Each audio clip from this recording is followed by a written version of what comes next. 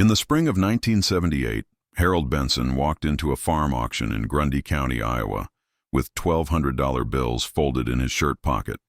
The air smelled like diesel and wet earth. Around him, farmers in denim and worn caps stood with their arms crossed, watching a row of tractors lined up like soldiers waiting for deployment. Most of them had come for the newer models, the John Deere 4430s and International Harvester 1066, that promised more horsepower, better hydraulics, and the kind of modern efficiency that agricultural magazines said every serious farmer needed. Harold walked past all of them. He stopped in front of a 1952 Farmall Super M. Its red paint faded to the color of rust in some places, oil stains darkening the ground beneath its engine. The auctioneer started the bidding at $800. Nobody raised a hand. Harold did.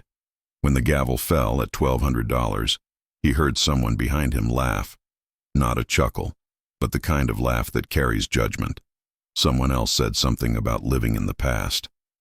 Harold didn't turn around. He counted out his bills, signed the paperwork, and drove that tractor home on steel-cleated wheels that rattled every bone in his body for 7 miles.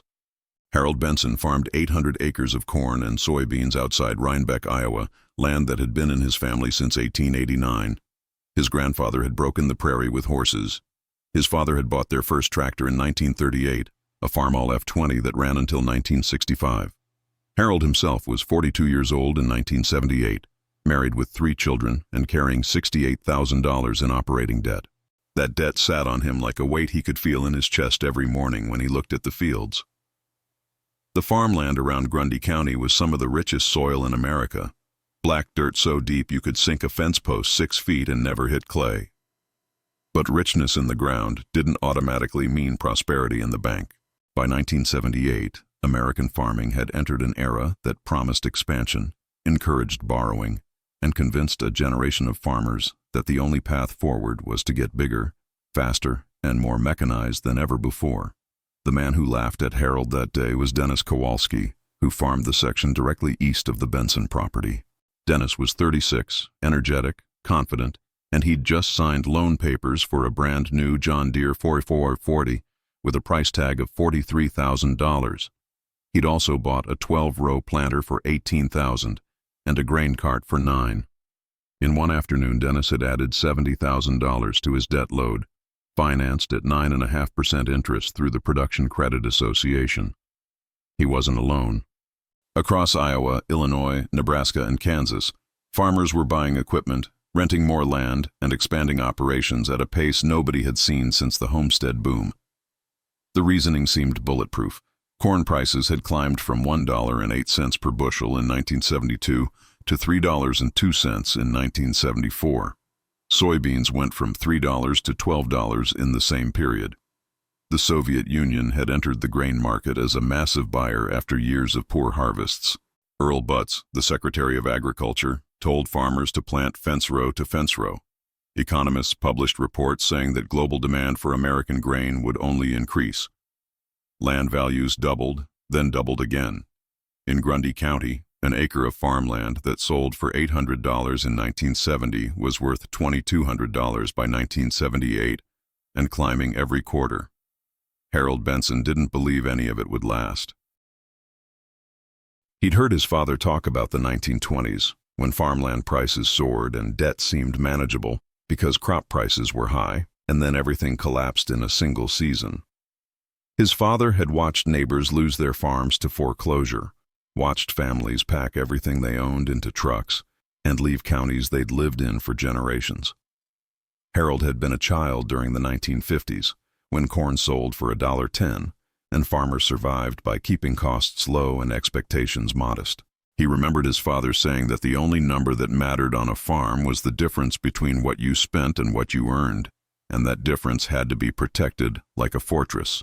So while Dennis Kowalski and 1,000 farmers like him signed loan papers and shook hands with bankers who smiled and promised that land values would keep rising, Harold Benson paid $1,200 cash for a tractor that was older than his oldest son. That Farmall Super M became a kind of symbol in Grundy County, though not the kind Harold would have chosen. At the feed mill, men joked about whether Harold was running a museum or a farm. At the implement dealer, salesman asked him when he was going to join the modern era. Even his wife, Linda, asked him quietly one night if he was sure they were doing the right thing, watching their neighbors invest in equipment that could plant and harvest twice as fast as anything Harold owned. He told her the same thing he told himself. Speed didn't matter if you couldn't afford the fuel to run the machine. Capacity didn't matter if you were underwater in debt when prices dropped. And prices always dropped. It was the one rule of farming that never changed, and it was the one rule everyone seemed to have forgotten. The Farmall Super M had 47 horsepower, a 4-cylinder engine, and it burned gasoline at a time when most tractors were switching to diesel. It had no cab, no air conditioning, no radio. It didn't have power steering. Harold could pull a 4-bottom plow with it, maybe a 6-row planter if the ground was dry. Dennis Kowalski's John Deere could pull an 8-bottom plow and a 16-row planter without breathing hard. On paper, Dennis could work his fields in half the time it took Harold. But paper didn't account for loan payments. Dennis was paying $680 a month just on the tractor, another $270 on the planter, another $130 on the grain cart. That was $980 every month before he bought a single gallon of fuel, a single bag of seed, or paid a single dollar in property tax. Harold's $1,200 tractor was paid for. His monthly payment was zero. The first crack in the expansion dream came in 1979. Inflation, which had been climbing steadily through the 1970s, went into double digits. The Federal Reserve, led by Chairman Paul Volcker, decided the only way to break inflation was to raise interest rates so high that borrowing became painful. The prime rate, which had been 6% in 1977, hit 11.5% by the end of 1979. For farmers with variable rate loans, the change was immediate and devastating. A loan that had cost 9.5% in 1978 was suddenly costing 14% in 1980 and would hit 18.5% by 1981. Dennis Kowalski's monthly equipment payments didn't change, but his operating loan, the money he borrowed every spring to buy seed and fertilizer and chemicals, went from manageable to crushing. A $70,000 operating loan at 9% cost $6,300 a year in interest. At 18%, it cost $12,600. That was an extra $6,300 he had to pull out of the same 800 acres, growing the same crops, in the same soil. Crop prices didn't rise to match the interest rates. Corn, which had touched $3.50 a bushel in 1979, fell to $2.40 by 1982. Soybeans dropped from $7.80 to $5.35. The Soviet Union, which was supposed to be the eternal buyer, cut back on grain imports and started shopping in Argentina and Brazil, where land was cheaper and farmers were eager to undercut American prices. American farmers found themselves in a nightmare scenario they hadn't prepared for. Their costs were rising while their income was falling, and the land they'd borrowed against, the land that was supposed to be their safety net, started losing value. By 1982, farmland in Grundy County that had sold for $2,800 an acre was worth $1,900. By 1984, it was worth $1,400. Farmers who'd bought land at the peak with 80% financing woke up one morning and realized they owed more than their farms were worth. Harold Benson didn't expand in 1979. He didn't expand in 1980 or 1981 or 1982. He farmed the same 800 acres he'd always farmed. He used the Farmall Super M and two other old tractors, a 1959 John Deere 730 and a 1948 Farmall H that he'd bought at estate sales for next to nothing. He fixed them himself in a shed behind his barn, ordering parts from salvage yards, learning to machine his own components when parts weren't available. His fuel costs were low because old tractors were simple and didn't require the high-pressure hydraulics and complex electronics that made modern machines expensive to maintain. His equipment payments were zero because he didn't finance anything he couldn't pay cash for. When fertilizer prices spiked, he used less. When seed prices climbed, he saved his own. He didn't chase yield records. He chased profit margins. There's a difference, and in the early 1980s, that difference meant survival. Dennis Kowalski tried everything a desperate man could try. He rented another 300 acres in 1980, thinking more volume would solve his cash flow problem. It didn't. The rent ate up his profit, and the extra acreage meant more fuel, more labor, and more risk. He sold his grain cart and his older pickup truck. He cut back on fertilizer and herbicides, which hurt his yields. He borrowed against his life insurance policy. He asked his parents for money. In 1983, he sat across from a banker in Waterloo and listened to a man in a tie explain that the bank could no longer extend his operating line of credit. The next spring, Dennis didn't plant. By summer, the bank had started foreclosure proceedings. In October of 1984, Dennis Kowalski's farm, all 1,200 acres including the homestead his grandfather built in 1902, sold at auction for 63 cents on the dollar. Dennis wasn't there to watch. He'd already moved to Cedar Rapids to work in a meatpacking plant. Harold Benson didn't go to that auction, but he heard about it. Everyone heard about it. Foreclosure sales were happening every week by then, sometimes 2 or 3 in a single county. The newspapers called it the farm crisis, but that phrase didn't capture the human weight of what was happening. These weren't just financial transactions. These were families losing the land their great-grandparents had cleared, homes where children had been born, barns where men had worked every day of their adult lives. There were suicides. There were divorces. There were families who stopped speaking to each other because one brother had co-signed another brother's loan. The churches were full on Sundays, but the fellowship halls were quiet. Nobody knew what to say. The banks didn't want the land. They were holding so many foreclosed properties they couldn't sell them. The implement dealers went bankrupt because nobody was buying tractors. The small towns started emptying out because when farms failed, everything connected to farming failed too. Harold Benson survived the 1980s the same way he'd survived the 1970s. He kept his costs lower than his income. He didn't care what his neighbors thought of his equipment. He didn't care that his tractors were older than most of the farmers driving past his fields. When commodity prices were low, he stored his grain and waited. When prices spiked, he sold. He never sold everything at once. He never bet the whole farm on a single price or a single year. By 1986, when the worst of the crisis had passed and land prices had bottomed out, Harold had $22,000 in the bank. It wasn't a fortune, but it was cash, and cash in 1986 could buy farmland for $900 an acre from banks that were desperate to unload inventory. Harold bought 240 acres that bordered his property to the south. He paid cash. Nobody laughed this time. The lesson in Harold Benson's story isn't about tractors.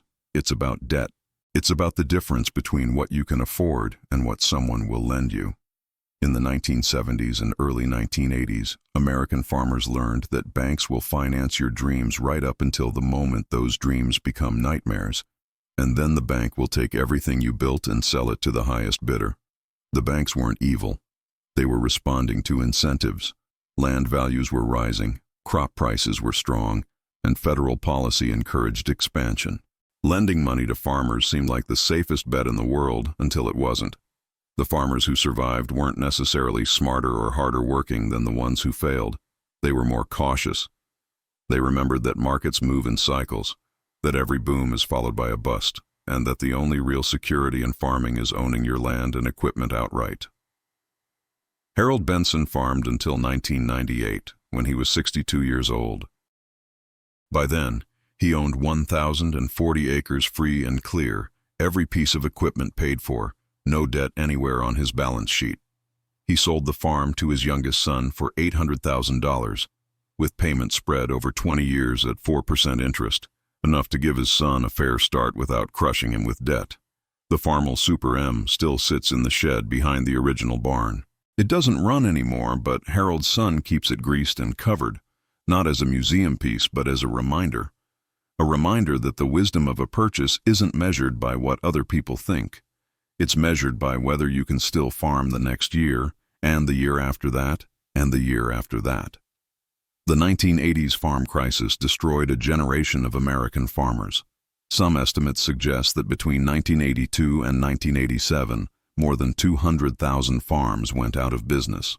These weren't small hobby farms. These were multi-generational operations. Families who'd survived the Depression, 2 world wars, droughts, floods, and every market swing in between, only to be wiped out by a combination of high interest rates, falling commodity prices, and debt they'd been encouraged to take on by everyone from their bankers to their government. The social fabric of rural America changed permanently. Towns that had supported 10,000 people in 1980 supported 4,000 by 1990.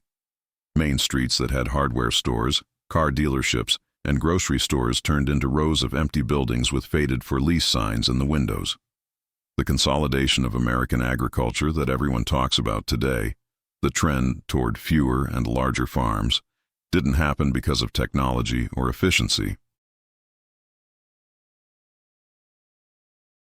It happened because in the 1980s, hundreds of thousands of families lost their farms to foreclosure, and the land got bought up by whoever had cash or credit when the dust settled. Harold Benson never gave interviews. He never wrote a book. He never stood in front of a camera and explained his philosophy. But the people who knew him understood what he'd done. He'd ignored the mockery, tuned out the salesman, and operated his farm like a business instead of a gamble. He'd accepted that he would work harder and longer because his equipment was older and slower. He'd accepted that his yields might be lower because he couldn't afford the newest seeds or the heaviest fertilizer applications. He'd accepted all of that because he understood that farming wasn't about maximizing production in a single year. It was about still being a farmer 20 years later. The 1952 Farmall Super M, the tractor that people laughed at in 1978, outlasted every piece of equipment Dennis Kowalski ever bought. It outlasted the banks that financed those purchases. It outlasted the optimism of an era that believed debt was just leverage, and leverage was always good. There's a broader truth in this story that applies far beyond farming. Every generation faces some version of the same choice Harold Benson faced. The choice between what's popular and what's sustainable, between what everyone else is doing and what you can actually afford, between the approval of your peers and the security of your future, the pressure to conform, to keep up, to participate in whatever boom is happening at the moment. That pressure is real and it's powerful. It's easy to look at someone like Harold Benson from a distance and admire his restraint, but imagine living it. Imagine watching your neighbors buy new equipment, expand their operations, and talk confidently about the future while you're driving a tractor older than your marriage. Imagine the doubt. Imagine wondering if you're wrong, if you're being too cautious, if you're missing the one great opportunity that comes along in a lifetime. Harold felt all of that. The difference is that he didn't let it change his behavior. The story of that $1,200 tractor asks uncomfortable questions that don't have easy answers. How much of what we call progress is real and how much is just debt wearing a different name? When does ambition become recklessness? How do you distinguish between reasonable risk and catastrophic exposure? When everyone around you is making the same bet, when the experts and the institutions and the government are all saying the same thing, how do you find the courage to walk away from the table? Harold Benson didn't have a formula. He had a memory of what happened to his father's generation and a deep suspicion that human nature doesn't change. When things seem too good to be true, they usually are. When everyone agrees that prices will only go up, that's usually when they're about to fall. When borrowing money feels easy and safe, that's when it's most dangerous. Some people who heard Harold's story said he was just lucky, that the crisis could have gone differently, that prices could have stayed high, that interest rates could have stayed low, and then Dennis Kowalski would have been the hero and Harold would have been the fool who missed the boom. Maybe. But luck tends to favor people who prepare for bad outcomes instead of assuming good ones will last forever. Harold didn't know exactly when the crisis would come or how severe it would be, but he knew enough of farming history to know it would come eventually. He positioned himself to survive it. Dennis positioned himself to profit from the boom, and when the boom ended, he lost everything. That's not luck. That's the consequence of different choices based on different assumptions about how the world works. The older generation of farmers, the ones who remembered the Depression, tried to warn their sons and daughters in the 1970s. They said the same things Harold's father had said. Don't borrow more than you can repay in 2 bad years. Don't assume prices will stay high. Don't trust bankers who've never farmed to understand what farming requires. Most of the younger generation didn't listen. They thought the old-timers were out of touch, too conservative, stuck in the past. They thought the world had changed, that global demand and modern agriculture had created a new reality where the old rules didn't apply. They were wrong. The rules hadn't changed. The rules never change. Revenue minus expenses equals profit. And if expenses grow faster than revenue, eventually you go bankrupt. It doesn't matter if your tractor has 400 horsepower or 47. It doesn't matter if you can plant 1,000 acres in a day or 100. If the math doesn't work, the farm doesn't survive. What made Harold Benson different wasn't intelligence or education. He'd finished high school and that was it. He'd never taken a business course or read an economics textbook. What made him different was temperament. He was comfortable being uncomfortable. He could tolerate uncertainty without needing to take action. He could watch other people succeed or appear to succeed without feeling compelled to imitate them. That kind of temperament is rare. Most people need validation. They need to feel like they're keeping up, like they're part of the group, like they're not being left behind. Harold didn't need any of that. He needed to know that he could make his loan payments, feed his family, and still be farming next year. Everything else was noise. The economic forces that crushed American agriculture in the 1980s weren't unique to farming. The same pattern appears in every market cycle. Easy credit creates a boom. Rising asset prices justify more borrowing. Everyone assumes the good times will continue. Then something changes. Interest rates rise or demand falls or a new competitor emerges or a policy shifts. And suddenly the math that seemed bulletproof falls apart. The people with the most debt are the most exposed. The people who borrowed to expand at the peak are the ones who lose everything when values fall. This happened in farmland in the 1980s. It happened in real estate in 2008. It happened in technology stocks in 2000. It will happen again in some other market in some other decade, because the pattern is built into human psychology. We remember the recent past more vividly than the distant past. We assume trends will continue. We underestimate risk when things are going well. We convince ourselves that this time is different. It never is. 30 years after Harold Benson bought that Farmall Super M, a reporter from the Des Moines Register came out to interview him for a story about farm survivors from the 1980s crisis.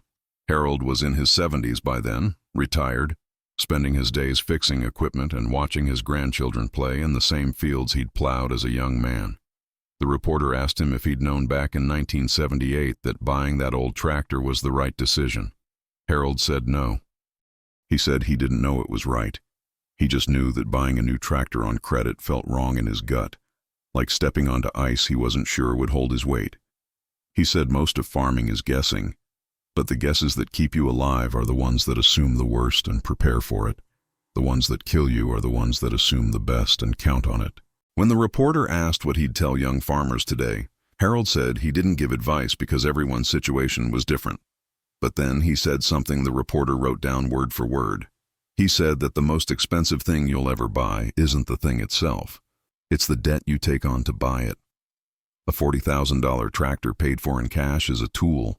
A $40,000 tractor financed at 12% over 7 years is a chain around your neck that gets heavier every month. The tractor is the same in both cases. The difference is who owns who. When you own the tractor, you can decide when to use it, when to fix it, when to sell it. When the bank owns the tractor, they make those decisions for you. And they don't care if you have a bad year, or if prices fall, or if your kid gets sick and you need money for hospital bills.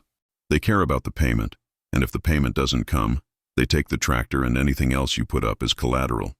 Is it possible that Harold Benson's caution cost him opportunities? Of course. If he'd expanded in the 1970s when land was cheap and then sold at the peak in 1980, he could have made a fortune. If he'd bought more land during the crisis when prices bottomed out, he could have doubled or tripled his acreage. But those possibilities require perfect timing and perfect luck. And Harold knew he had neither. What he had was discipline, patience, and a willingness to be mocked by people whose opinions didn't pay his bills. That was enough. It wasn't glamorous. It didn't make headlines. But it kept him farming when tens of thousands of others couldn't. The question at the heart of Harold Benson's story is the question at the heart of every financial decision anyone ever makes. Do you optimize for the best possible outcome, or do you protect against the worst? Do you maximize your potential or minimize your risk? Most people try to split the difference, and most people end up somewhere in the middle, neither catastrophically failing nor spectacularly succeeding. Harold chose protection over potential, and in his particular time and circumstances, that choice meant survival. In another era, with different conditions, maybe it would have meant stagnation. The point isn't that Harold's choice is always right for everyone. The point is that he made a choice based on his own assessment of risk, his own values, and his own tolerance for uncertainty, and he lived with the consequences without complaint or regret. Farming today looks nothing like it did in 1978. The tractors have computers, GPS guidance systems, and climate-controlled cabs. The planters can adjust seed depth and spacing on the fly. The combines can measure yield variability across a field in real time.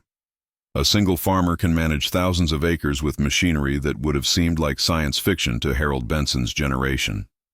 But the fundamental equation hasn't changed. You still need revenue to exceed expenses. You still need to manage debt carefully. You still need to survive bad years to benefit from good ones. The farmers who thrive today aren't necessarily the ones with the newest equipment or the most acres. They're the ones who understand their costs, manage their risk, and don't confuse growth with success. What would Harold Benson say if he could see American agriculture today, with its massive farms, corporate ownership structures, and technology-driven efficiency? Nobody knows. He died in 2004, before the ethanol boom, before the biofuel mandates, before farmland prices went on another speculative run that peaked in 2013 and left another generation of farmers over-leveraged when prices corrected. Maybe he'd say nothing has changed, that the same patterns keep repeating because people keep making the same mistakes. Or maybe he'd say everything has changed, that farming has become so capital-intensive and so consolidated that there's no room left for someone like him, a cautious man with old equipment and a fear of debt. Either way, the tractor is still there in the shed, red paint faded, engine cold, but intact. Nobody's laughing now. The laugh died somewhere between the foreclosure auctions of 1984 and the quiet recognition that the man everyone mocked had understood something they'd missed. He understood that survival isn't about being the fastest or the biggest or the most modern. It's about still being there when the dust settles, when the boom ends, when the banks start making their calls and the neighbors start packing their trucks. Is caution always wisdom? Is debt always dangerous? Is growth always risky?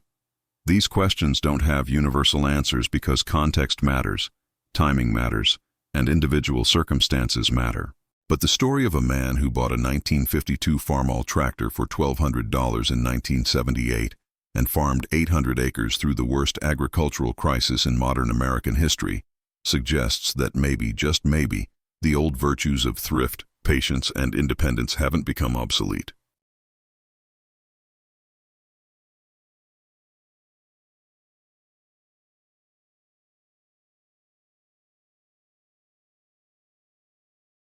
Maybe in a world that constantly pushes for more, faster, bigger, there's still value in someone who asks whether more is actually better, whether faster is actually safer, and whether bigger is actually stronger.